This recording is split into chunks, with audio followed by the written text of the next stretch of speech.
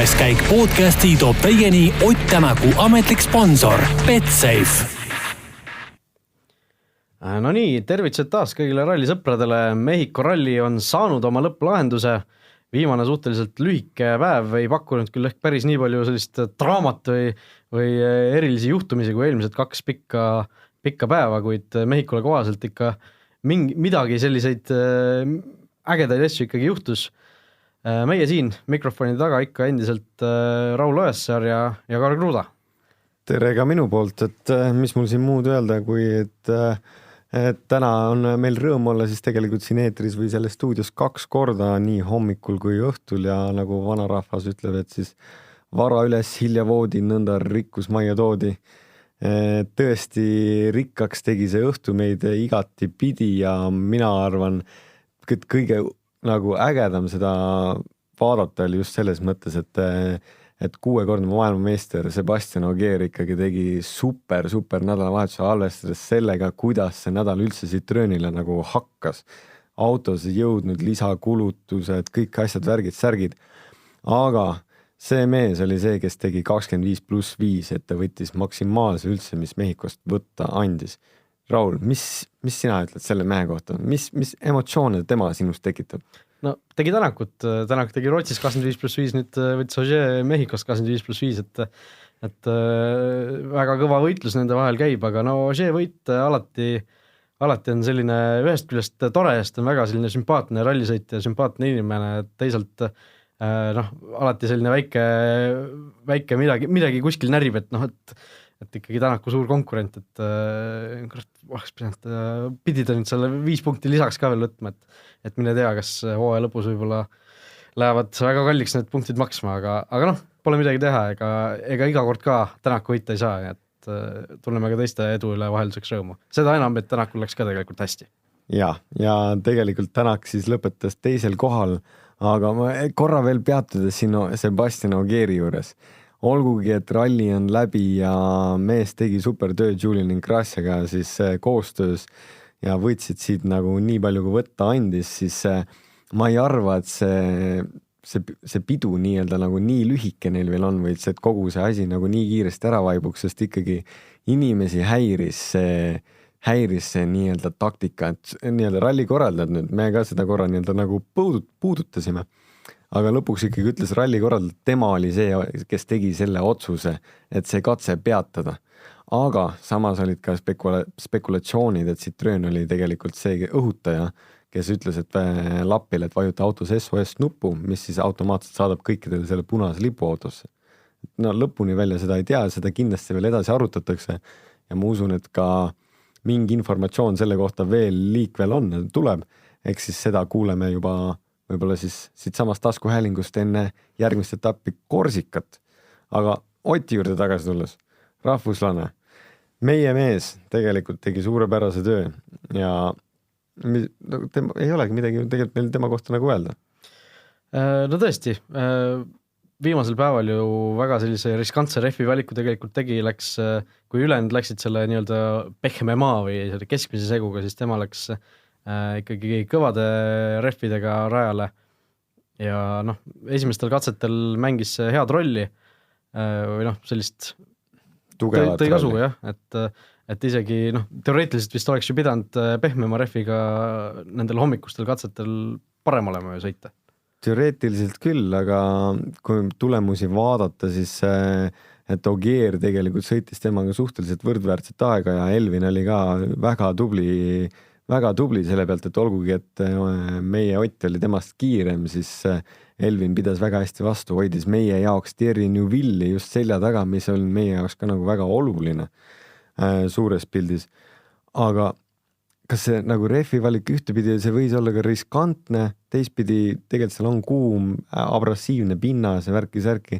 Võib-olla see oli just see punkt, kus ta läks nagu punktikatse pealt alt ära, et ta kaotas. No punktikatse peal värskelt on tulnud info, kus juures, et läks rehv katki Tänakul.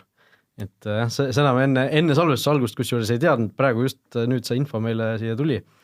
Et Tänaku värsked laused ka siis, et teine koht, kui pead teistele teed puhastama, on väga hea tulemus. Siin pole küsimus ainuüksi kiires sõidus, vaid ka selles, kuidas auto terve hoida ja probleeme vältida. minu strateegia oli anda endast parim ilma suuri riske võtmata ja sain sellega hakkama. Ja tõesti punktikatsel siis refi purunemine oli see, mis talle lisapunktid maksis, et sai küll 6. koha.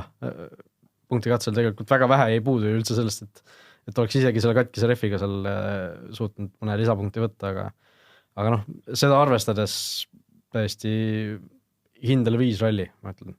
Kindlasti, et esimeselt kohalt startides, teed avades, puhastades just teistele joontele ja tegelikult seda privileegi juba omades.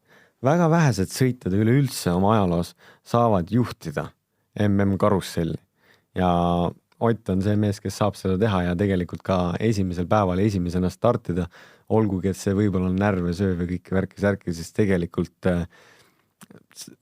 nii tema kui meie, me kõik peame selle üle uhkust tundma, et seda ei suuda väga paljud inimesed teha ja mõni inimene, kes karussellis on ja on pikalt olnud, siis ei olegi saanud sellist privileegi kunagi omada.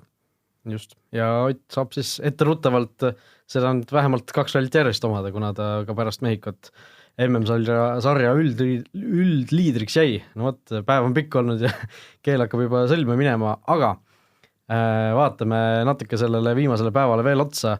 No Chris Meek, kaval taktika tema poolt, midagi tal üldarvestuses püüda enam ei olnud, kuskile kukkuda ka sisuliselt ei olnud.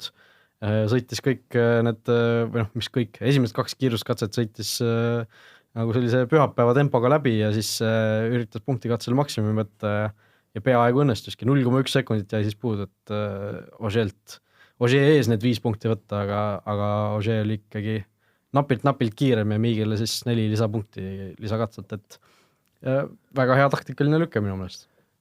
Kindlasti, et mehel tegelikult oli nii turvaline positsioon enne viimasele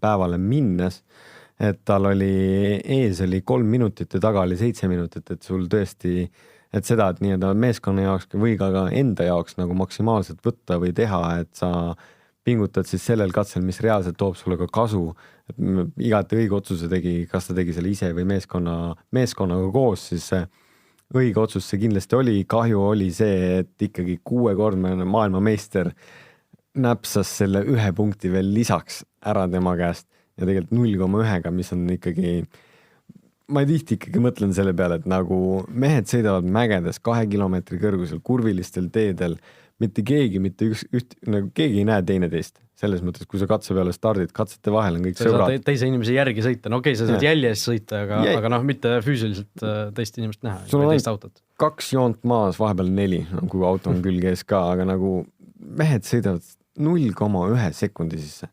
See on nagu, see toobki selle tipptaseme välja või selle, et nagu miks saab neid inimesi just nimetada ässadeks.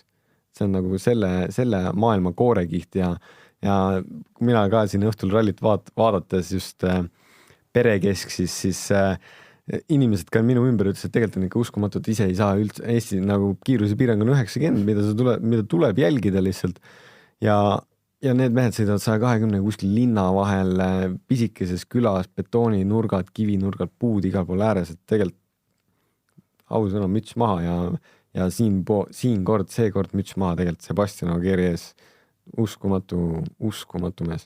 Ja selle sama teema juurde tagasi tulles, siis 0,1 sekund jääb sellise pika katse lõpuks vahet. Sa ise ka ütlesid üks päev, et vaatad vormel 1, et vahel on tunduvalt suuremad vahet lihtsalt 1 ringi läbimisel, mis on kõikidel peas juba täiesti täpselt sama ringi läbivad, sa näed üksteist ja ikka tulevad suuremad vahet, kui võib-olla rallis seal kuskil metsa vahel kihutades. Pluss neil on veel külje peal on legend ka, et kui jumala eest ära peaks ununema, mis raja peal nad nüüd seekord on, iga aasta sõidad sama ju. Aga see tõesti, ralli on selles suhtes vahel ikka pakub vägevaid hetki, aga pühapäeval juhtus siis Jari-Mati Latvalal tegelikult, kes siis ka sarnaselt Chris Meegile suhteliselt palju erinevate sekelduste siis sisse sattus seal Mehhiko rallil, et kõik need, mis Toyota probleemid olid, need läksid nagu justkui Latvalale ja Miigile, et Tänakut nendest säästeti, aga Latval tõesti siis juhtus selline asi, et eelviimasel katsel täitsa lõpus seal purunes radiaator ja ja mees rääkis, kuidas ta pidi siis jõest mingite pudelitega vett tooma, et radiaatorisse uuesti vedelikku panna. Huvitav on see muidugi, et vesi, tegelikult kuna autos on 2 inimest, sõitjat, siis autosse nii-öelda servisest välja minnes, siis kui nii-öelda meeskond on lubatud kilomeetri raadiuses autosse, või on siis ainult servis, kui servisest välja läheb, siis ühtegi meeskonnaliiget ei tohi 1 kilomeetri raadiuses olla, nii-öelda nagu ametlikult. Siis ainuke asi, mis on lubatud üle anda ka pärast servist, on toit ja söök. Ja tegelikult vesi on toiduaine. Et miks nad otsisid pudelitega jõest, on nagu arusaamatu. Mis seal siis nagu ümber oli, et võib-olla seal midagi nagu muud ei olnud või inimesi nagu ei olnud ja et kiiremat nagu viisi ei olnud. Aga ajalooliselt on selliseid juhtumeid väga palju ette tulnud ja tegelikult on isegi, et istud veepudeliga jõeorus ja täidad nagu veepudelid, jooksed tagasi autosse ja kas paned nagu radikasse või intercoolerisse, et nagu seda asja nagu maha jahutada. Et see on nagu kõik lubatud sellel, kui sa ise seda nagu teed. Huvitav lihtsalt oligi see, et tegelikult seda võib ka teha nii-öelda nagu üleandmise aspektis. Aga mehed võitlesid ise oma tuleviku eest, jõudsid ilusti lõpuni, kerge see neil ei olnud ja tegelikult ka tulid täitsa lõpuni ilma esistangeta. Ja radikas oli neil viga saanud ja kõik, mis ma selle peale oskan ainult öelda, tegelikult mul on JML-ist väga-väga kahju. Ja eriti kahju muidugi selles osas ka, et see lõpuni lonkamine nii-öelda maksis talle siis tegelikult 2 MM-sarja punkti lõpuks, sellepärast et 4,4 sekundit jäi siis lahutama teda ja Bolivia uhkust Bulacia Wilkinsoni, kes siis oma R5 masinaga samuti viimasel katsel ju tegelikult lonkas lõpuni, sest tal läks rehv katki. Et selline väga hull sekundis mäng käis peaaegu 19 minutit võitis tagapool lõpuks. Täitsa ja täna ta tegelikult kaotas veel aega juurde ja sellel näol, et ta sai trahvi juurde. Jarimet sai vist mingi 5-6 trahvi selle ralli jooksul, et oli selles suhtes oli väga sündmusterohke etapp tema jaoks. Et tõesti kahju meie põhjanaabritest, et sõitja on tasemel, kõik on hästi, see ralli ei olnud üldse tema ralli.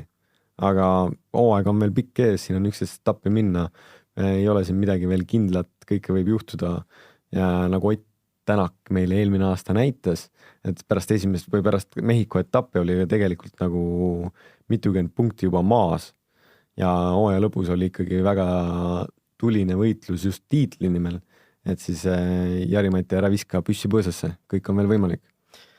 Aga selle tänavuse Mehhiko ralli järel, kas me võime öelda, et need Toyota jahutusprobleemid lõpuks saidki lõpuks lahenduse, et sellega ju eriti tundus, et väga probleeme ei olnud. Me ju ei tea. No jah, selles suhtes äkki oli midagi peidetud. Selles tõesti, et aga meil seda informatsiooni Ott Tänak tuli lõpuni teise kohaga ja selles suhtes oli kõik korras, et vahepeal ju, kas mingi aasta oli isegi neil kõik 3 autot pidid vahepeal katkestama, et see Toyota jaoks kindlasti kõige edukam Mehhiko nende jaoks. Seda kindlasti. Ja suur töö ära tehtud, kindlasti õnnitlused ka Toyota meeskonnale siin puhul. MM-sarja punktiseis, vaatame sellele ka natukene otsa. Ott Tänak siis jääb liidri kohale, enne Mehhikot oli tema edu siis Thierry Neuville ees 7 punkti, nüüd on edu Sebastian Ogier ees vaid 4 punkti. Ogier siis tegelikult 3 etapist 2 võitnud, aga on teisel kohal alles. Tänak on siis igal etapil olnud poodiumil, mis on superstabiilsus. Ja märkimisväärne tulemus selle kõrval on see, et Ott Tänakul oli Mehhiko poodium 20. poodium WRC sarjas, mis on tõesti hea tulemus. Alles oli nüüd alla 10. Jah, alles. Aga aeg lendab, kõik läheb kiiremini. Mehed 3 ikkagi võitlevad tiitli nimel, aga punktivahe siis Thierry Neuville'iga on 10 punkti ja need 3 meest on need mehed, kes jälle rebivad teisest eest ära. Chris Meek on teinud tugevad sooritused Toyotas. Tundub, et uus kaardliga hoiab teda ka maa peal natukene rohkem ja tee peal. Aga tema on juba siis Neuville'ist 20 punkti maas ja Otis siis 30 punkti maas. Ja tema on siis 4. positsioonil, kelle järgi siis tuleb Elvin Evans, kes tegi super sõidu sellel etapil. kaotades Miigile siis 7 punkti ja Elvini taga on siis Esa-Pekka Lappi teise Citroeni ja viimase Citroenina, kaotades Otile 45 punkti.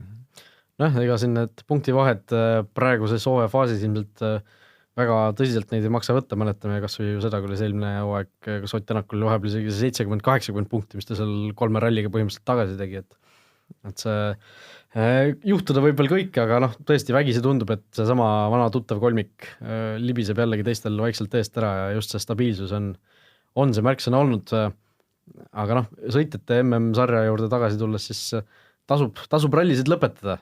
Benito Guerra, Mehhiko kangelane, 6. koht siis kodurallilt WRC2 masinaga ja tal on nüüd 8 punkti kirjas, WRC ässad Pontus Tiidemann, Teemu Sunninen ja Tanis Ordo kamba peale kokku on saanud 9 punkti 3 ralliga, nii et ma ütlen, ralli on maraton, mitte sprint.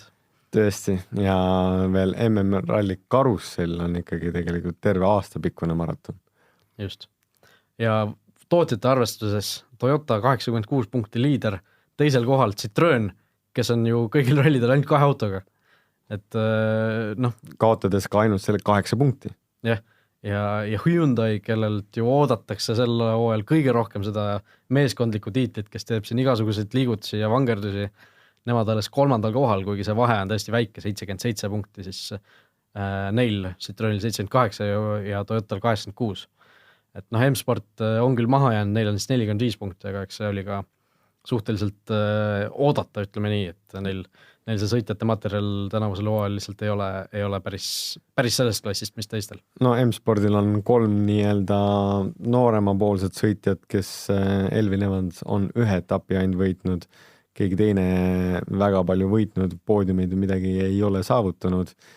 Et nendel tõesti on raske sinna esikolmikusse nagu konkureerida, aga sellegi poolest on vähemalt nad on selles sarjas ja nad annavad seda jõudu meile juurde ja kogu sellele sarjale seda jõudu juurde, et neid lahkumas näha oleks ka jällegi kurb, et nad on ajalooliselt kaua seal olnud ja vastu pidanud. Et nagu ma ennem ütlesin, Elvin Evansi poolt oli super sõit tegelikult täna ja tegelikult selle kogu selle ralli vältel, et ta tegi väga vähe vigu, aga nagu ta ise ka intervjuus ütles, et natukene jääb puudu. Et tal oli kõik see enesekindlus, kõik oli seekord oli palju tugevam ja palju nii-öelda nagu võimsam ja nagu ühtsem, et ta tegi oma tööd hästi ja ta jäi lihtsalt natukene jäi puudu, sest Ott ikkagi läks lõpuks mööda siis, kui mees võttis jalad kuhualt välja, nagu ta mulle kunagi ütles. Nagu ta mulle ütles, et ma võtaksin. Aga mees tegelikult ta ei pidanud, tal olid need jalad kõiges kohas. Tiitli heitlust juba selle peale mõeldes, kui 3 etappi 14 on ainult sõidetud, siis tundub ikka, et see kolmik läheb teistel eest ära taaskord, aga kes sealt võiks siis seni nähtu põhjal olla kõige parem kandidaat. Ožee on võitnud 2 rallit, Tänak on olnud iga kord poodiumil, Navillil on ka tegelikult kiirust on olnud, aga võite pole veel tulnud ja kaugel maast ta ei ole. Mis sinu nii-öelda esimesed muljed on, kes võiks olla sel hooajal ikkagi see number 1 lõpuks? Number 1 on see, kes on hetkel number 1. Ott Tänak. Ott Tänak. Lähme edasi. Aga ei hakka ette ruttama. Nagu me ütlesime, 11 etappi on veel minna. Siin hooajal on ka tegelikult tulemas etapid, võib-olla mis Otile nii palju ei sobi ja on ka tulemas etapp, milleks on siis täiesti juhus etapp Tšiili, et korra tullakse tagasi siia poole vett, sõitmaks siis Korsikat järgmise etapina, aga pärast seda on minemas kogu see karussell just Argentiinasse, kus on tohutult jällegi fänne ja pärast Argentiinat on Tšiili, mida mul pole õrna aimugi. ma isegi ei tea, mida sealt oodata, aga kindlasti loodus saab olema ilus. Just nii, aga läheme edasi meie BetSafe'i rubriigi juurde.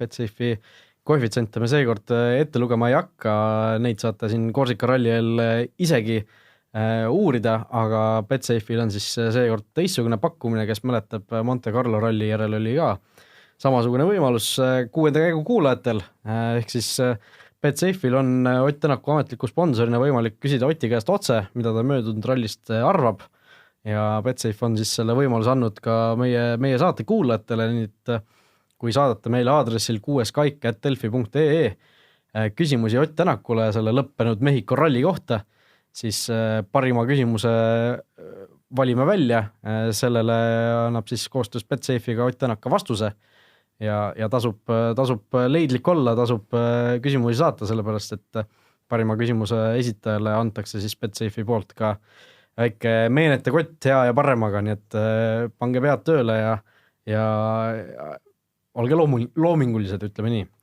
Kindlasti, et nagu ma aru saan, et küsida võid ükstapuha mida. Just. Ja küsida võib ükstapuha mida ka meie käest aadressil, selle samal aadressil 6kaik@delfi.ee. Küsida võib kõik, aga kõigile me võib-olla ei pruugi vastata lihtsalt alati. Meil niigi on saated natukene pikemaks veninud, et me vabandame, aga kuidagi vahepeal jutt voolab paremini kui teistel hetkedel. Ja küsimusi on tulnud rekordiliselt palju vist seekord lausa, nii et võtamegi need mõned siit otsapidi ette, kõiki juba etteruttavalt ütleme nii, et ei jõua vastata, aga mõned kindlasti. Esimese küsimusena Tõnis küsib, mida tähendab Gazoo, ehk siis Toyota Gazoo World Racing Team on Toyota meeskonna ametlik nimi. Sellele isegi mina ei suuda 100% vastust anda, sest ma ei ole 100% kindel, aga jaapani keeles Gazoo tähendab otsetõlkes siis Eestisse pilti. Inglis keeles on selle jaoks natuke parem sõna on image, nii-öelda nagu see, mis siis nagu välja paistab, et kui sul on Toyota Gazoo Racing, et siis on Toyota nii-öelda välja paistav pilt just nagu motospordis. Et see on image, ütleme siis eestikeelse sõnaga ka on tegelikult ju imago. Jah, imago on mingisuguseid variante olemas, aga ühesõnaga midagi sellist. Kui mu eesti keele õpetaja mind kuulub, siis ma tõesti vabandan. Siis küsib Talis, et meeskonnad kasutavad erinevaid nippe, kuidas siis sama tehase meeskonna autosid eristada. Fordil on vist üldse ju natukene erinev värvilahendus seal erinevatel sõitjatel, aga Citroen ja Hyundai siis kasutavad siis sõitja riigilippe katuse peal selle roof scoop on inglise keeles. Jälle eesti keele õpetaja paneb kõrvad kinni korra. Mis siis on? Võtab õhku sisse see koht vist? Jah, see ongi sõitjate jahutus. Jahutus, jah. Ütleme jahutusava siis. Et see on siis sõitja riigi lipu värvides. Toyotal on siis kasutusel olnud juba 3. hooaega erineva kujundusega siis need küljepeeglid. Jari-Mati Latvalal on vist kas lihtsalt mustad või on tal punane triip, igatahes Ott Tänakul on valge triibuga küljepeeglid. Et Miigil on vist punased triibud ja Jari-Matil ei ole üldse triipu, et üks kahest igatahes. Et küsimus ongi selles, et kas autode lihtsamaks eristamiseks on siis need triibud mõeldud ainult pealtvaatajatele ja need erinevat värvi, need jahutsavad või siis on seal ka mingisugune teine praktilisem eesmärk? Nii pealtvaatajatele ja ma arvan, et ka tegelikult videopiltidest ja selle pealt nii-öelda tavaliste piltide jaoks, et kui nii-öelda Eesti meediasse keegi saadaks kogemata nagu punase triibuga peeglid, siis olgem ausad, sa paneksid seda tähele. Et selle jaoks on juhtunud ja on pandud tähele, kusjuures olen pannud tähele. Mina ise tean seda valge triibu asja, aga kunagi alati on tore vaadata, kui teistel midagi mööda läheb. Et olgugi, et meil on liikuv pilt nagu nii nagu normaalseks läinud, et me näeme kõike nagu liikuvas pildis ka ja siis sa näed juba külje seda nagu numbrit ja nimesi akendel, aga jah, et tavaliste piltide pealt, kui on kaugelt võetud või mingi loodus landscape foto, kus on auto peal, et siis tegelikult peeglid või siis roof scoopid on need siis, mis eristavad sõitjad üksteist ja kui sa ise otsid endast pilt, et siis sa tead ka, mida otsida.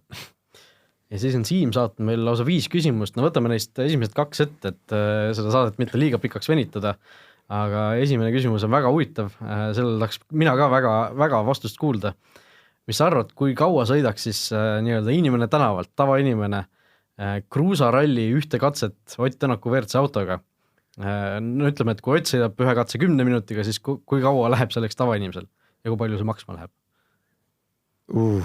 See on tõesti, see on hea küsimus. Ma ei taha kellelegi midagi halvasti öelda, aga sõidaks kiiremini kui Tänak? ei. Mõtlesin, kellele sa hakkad halvasti ütlema. ei. Sul ikka, meie rallisõitjad arvestavad seda sekund-kilomeetri peale.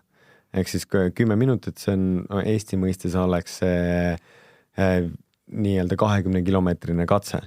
20 kilomeetrist katset arvatavasti Ott Tänakule samavõrdse autoga. Ma julgeks kindlasti väita, et kui sa tõesti sa pole kordagi puutunud ralliauto rooli, siis on ikkagi 30 sekundit kilomeetrile julgelt. Et see on 10 minutit kauem ühesõnaga läheks. Jah, ma arvan küll. Võib-olla natukene vähem. Kaks korda aeglasemalt siis umbkaudu arvad? Ma julgen väita küll, et inimesed on erinevaid, on meil häid sõitjad, on naturaalsed häid sõitjad ja on tegelikult ka sõitjad, kellel ei ole võib-olla nii head nii-öelda tunnetust, kui ei olnud vähem sõitnud jalgrattast ja see oleneb hästi palju ka lapsepõlvest. Et see tõesti raske on nagu aimata seda. Ma arvan, et kui reaalselt vastust tahad saada, siis see üritus tuleks ära korraldada, et võitja saaks siis sõita mingid katset Oti WRC-ga. Ma peaks ka osalema. Ei tea, kes seda finantseerima hakkab, aga tõesti see küsimus on huvitav ja mina võib-olla lisaks selle küsimuse juurde, et kui lihtne või raske seda WRC autot näiteks kas või koha pealt liikuma saada on, kas see erineb kuidagi tavaautost? Mis kas seal on mingisugused selliseid printsipiaalseid erimusi tavaautoga sõitmisega? No ütleme, kui sulle mitte mingit infot ei anta, siis sa ei pane selle autot käima ka. No seda ilmselt jah. Aga kui sa selle auto käima saad, lõpuks saad, ikka saad aru, et rooli tagant käivad käigud sisse ja välja ja enda poole tõmbad, läheb üles, lükkad endast eemale, läheb alla ja siis seal see suur erinevus on võib-olla just sidur. Et kindlasti, et kui sul tänavasõidu autot enam väga paljudel ei ole üldse siduriga autot, aga rallisidur on hästi nii-öelda, see siduripedaal on esiteks palju nagu jäigem, et sul juba nii-öelda jala tugevus, et sa pead nagu reaalselt nagu suutma seda hoida ja kui autokoolis ka õpetad, et sa pead sidurit natukene nagu libistama, siis ralliauto kohta öeldakse seda, et sa võid sidurit libistada või et sa pead sidurit natuke libistama, aga samal ajal sa ei tohi seda libistada. Et nagu kui sa libistama hakkad need asjad, siis nad lähevad kiiremini puruks või nii-öelda kulub nagu läbi, et sealt on nagu järgmine mure. Eks kindlasti kõik me suretame, mina suretan senimaani, suretad ralliautot vahepeal välja. See on lihtsalt see, et see vahepeal mõni situatsioon, kui auto liiga kuum värki-särki, siis ei ole nagu nii mugav seda lahutada ja käike lahutada, aga kindlasti kõik saaksid hakkama ja kui selle autoga korra proovida sõita, just lennuväljal natukene avatud, saad driftida ja tunda, siis see on uskumatu kogemus. Mul selle uue WRC-ga puudub kogemus Hiinas ma sõidan nii-öelda nagu vana WRC-ga nagu teise kere peal, aga see kiirendamine ja see pidurdamine, ütle mulle tavaline tänavasõidu auto, mis läheb 3 sekundit 100 tegelikult, või siis mis jääb seisma põhimõtteliselt põhjagaasiga nagu 100 meetriga, siis väga ei leia neid asju ja tegelikult ma räägin ka kruusa pinnasest. Olgu, kindlasti natukene võib-olla aeglasemalt kiirendab mõnes situatsioonis, aga see auto on imeline auto, see on ehitatud selleks spetsiifiliseks asjaks ja seda proovida. Sa lihtsalt panid mind unistama praegu. No jah, see küsimus on tõesti väga selline, millele annab väga pikalt vastata. Aga üks küsimus kirjuta on veel. Mulle Siim, ma võin suga sellest rääkida. Pikki esseid kirjutada. Ja veel üks küsimus siis Siimu poolt võtame kiiresti, et legendi koostamise kohta on see siis, et kui juht näeb ees olevaid kurve hea nähtavuse tõttu, siis kas need pannakse ka legendi kirja või hoitakse legend võimalikult lühike, et kus see tasakaal nii-öelda jookseb? Sa pead hoidma võimalikult lühikesena, sellepärast kui keskmisest kiirusest ikka rääkida, siis sa, isegi kui sul on 90 kilti tunnis keskmine kiirus, siis sa ikka liigud päris kiiresti, et 1 sekundiga sa läbid ju ikka 30 meetrit juba, 36 meetrit siis. Et sellel juhul sa pead natukene nii-öelda nagu mõtlema, mida sa endale sinna raamatusse nagu kirja paned. Kaardilugeja ei jõua lihtsalt ette vuristada ja sõitja ei jõua ilmselt seda infot lihtsalt kõike sisse võtta. Kaardilugejad on nagu nii võimsad inimesed, et nad isegi vuristavad sulle selle lõpuks ette ka ära, niimoodi, et ta lihtsalt vaatabki oma vihkut, loeb lihtsalt ilmekalt oma raamatut, aga sa juba sõitjana, kuna sa lisaks pead jälgima teed, tunnetama seda, pidurdama, aru saama, kus sa oled ja kui palju sul tegelikult hoogu on ja siis samal ajal kuulama mis nagu ees on sind ootamas, et siis sa lihtsalt ise ei adu seda informatsiooni ära. Ja sellel puhul sirgete peal näiteks, kui sul ongi, et sa näed kurvidest nagu läbi, et see on muidu, kui sul paneksid nagu 30 vasak 6, parem 6, 30 vasak 3, siis sellisel juhul sa paneksid lihtsalt 100 otse vasak 3. Ühesõnaga, jah. Et otse või straight on see sõna, mis tegelikult kasutatakse selle peale, kui nähakse läbi, aga sul peab ikkagi mingi sõna olema seal, et kaardilugeja ära ei eksiks, kus ta on ja et sõitja saaks aru, et ta on sellel positsioonil hetkel, kus ta on. Vot nii, ühesõnaga küsimusi on meil veel muidugi salves, aga ilmselt võtame need järgmistes podcastis ette. Meie siit aga praeguseks lõpetame, oleme siis tagasi juba märtsi viimasel nädalal, kui Korsika ralli sõidetakse siis Prantsusmaal seal Korsika saarel, kus sõidetakse siis asfaldi peal, Ott Tänak läheb rajale esimesena ja Korsika rall tähendab see teadupoolest head. Ja, igal asfalti rall tähendab see head, aga me jõuame sellest rääkida. Minu poolt ma tahaksin tänada, et te meid kuulate, et see tõesti tekitab sooja tunde ja me proovime anda võimalikult autentset informatsiooni ja senimaani mulle tundub, et me oleme seda teinud. Ja endiselt ütlen, et kui teil on mingeid soovitusi või nõuandeid või midagi, millest te rohkem kuulata tahaksite, kirjutage meile julgelt, proovime kõike lahendada.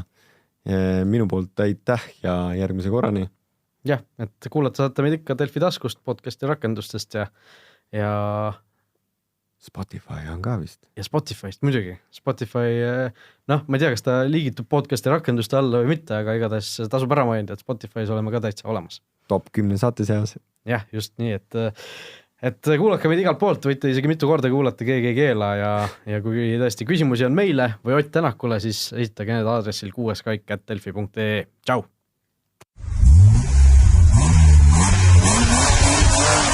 Kuues käik podcasti tõi teieni Ott Tänaku ametlik sponsor Betsafe.